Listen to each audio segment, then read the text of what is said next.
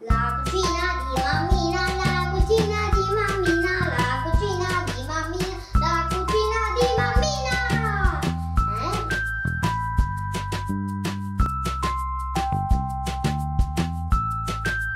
Ciao a tutti amici e bentornati nella mia cucina.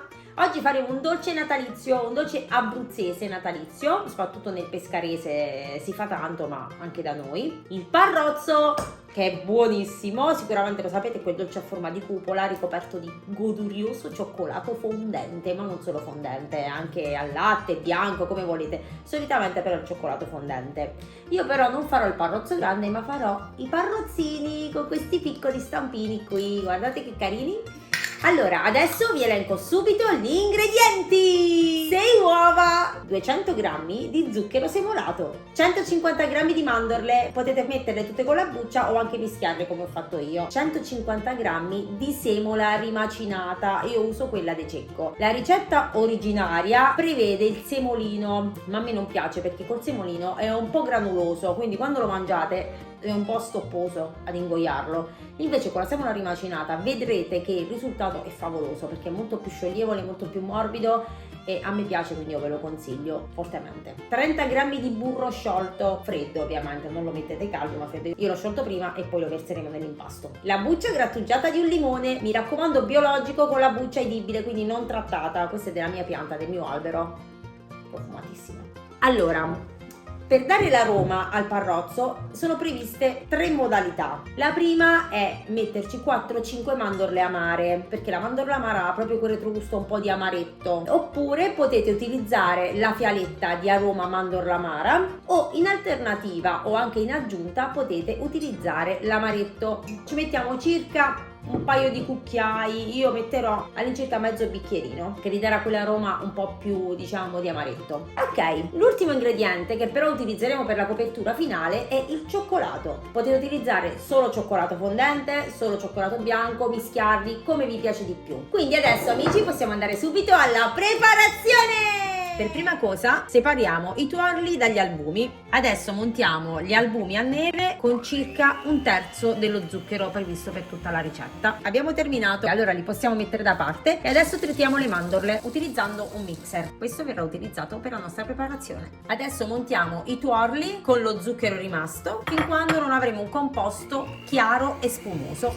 Adesso grattugiamo la buccia di limone direttamente all'interno. Adesso aggiungiamo il nostro burro sciolto, molto morbido. Mescoliamo, aggiungiamo il nostro amaretto, mescoliamo un pochettino. Adesso aggiungiamo le mandorle tritate, uniamo anche la semola rimacinata di grano duro e mescoliamo un po'. L'impasto potrebbe diventare un po' duro. Quando l'impasto comincia a diventare troppo duro, aggiungete un paio di cucchiai di albume che abbiamo precedentemente montato in modo da ammorbidire l'impasto. Ripetete l'operazione se necessario, quindi se l'impasto dovesse essere ancora troppo duro, aggiungete un altro po' di albume perché deve diventare abbastanza morbido per poter essere amalgamato poi a mano con una spatola. Quindi io aggiungerò un altro paio di cucchiai. Adesso è arrivato il momento di lavorare di olio di gomito, quindi aggiungeremo gli albumi in 2-3 volte mescolando con una spatola dall'alto verso il basso. All'inizio l'impasto sarà ancora un po' sodo, ma vedrete che pian piano si ammorbidirà.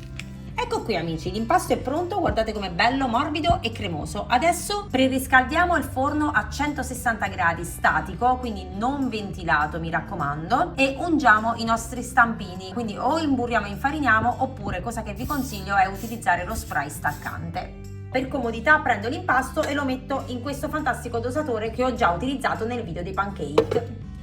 Vi consiglio di acquistarlo perché è veramente comodo. Guardate che comodità ragazzi! Riempiamo per circa 2/3. Ecco qui l'impasto adesso si autolivellerà e sarà pronto per essere infornato. Inforniamo a 160 gradi forno statico per circa 20 minuti. Ovviamente farà fede il colore, devono essere dorati. Nel caso aveste il dubbio, prova stecchino. Quando i parrozzini sono quasi cotti, possiamo mettere il nostro cioccolato precedentemente tritato al microonde per circa 1 minuto alla massima potenza, dopodiché lo lasciate riposare sempre all'interno del microonde per almeno 5 minuti. Vedrete che quando aprirete e mescolerete il cioccolato è sciolto. E diamo una prima miscelata con il cucchiaio e aggiungiamo un cucchiaino di olio di semi per poterlo rendere più fluido e lucido. Una volta che i parrozzetti si sono raffreddati, possiamo bagnarli nel cioccolato fuso. Io mi aiuto con una forchetta, li infilzo sotto, vedete?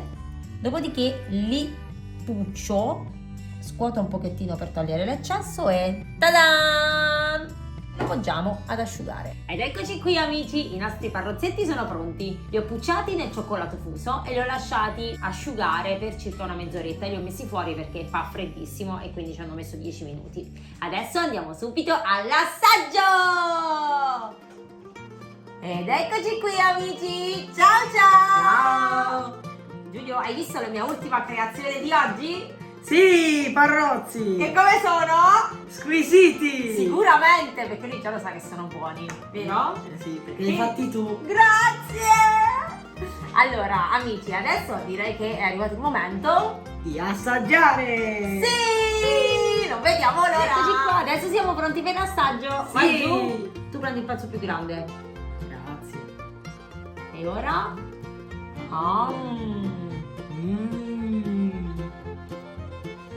Quanto è buono! Buono! Ragazzi, è buonissimo. Si sente l'amaretto, il limone, le mandorle, il cioccolato bianco esterno. Veramente ottimo. Quindi amici, iscrivetevi al canale, mettete like, condividete il più possibile, ma soprattutto provate le nostre ricette perché sono tutte buonissime. Ciao ciao! Mua!